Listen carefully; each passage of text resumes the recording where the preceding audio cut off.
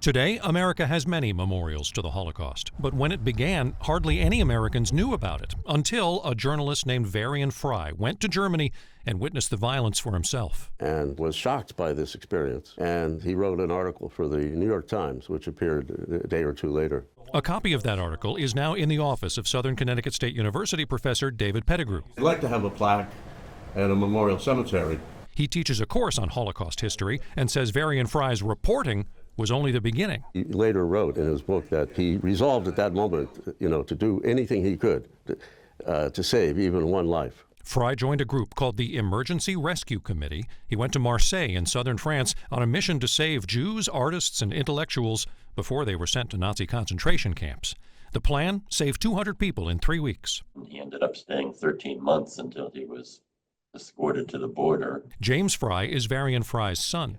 And he helped orchestrate the escape of about 1,500 or so people. Among at least 1,500 saved, painter Marc Chagall, writer Hannah Arendt, and modern artist Marcel Duchamp.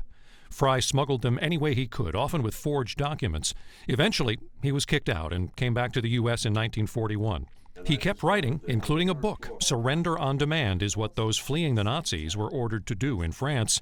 But still, few remembered what he had done as he lived out his life in Connecticut. He was teaching at Joel Barlow High School when he died in relative anonymity. Pettigrew is now working with lawmakers in Hartford on a bill to declare October 15th Varian Fry Day. They chose October 15th for a couple of reasons. For one thing, it was Varian Fry's birthday. For another, it falls during the school year, and Professor Pettigrew is hoping that educators around the state will use this opportunity of Varian Fry Day to talk to their students about him. I thought it was very interesting how I've never heard of Varian Fry being a Connecticut resident and going on like this heroic mission, and we were just never taught about it. Kiana found out about Fry in Pettigrew's class. She submitted testimony in support of the Fry bill.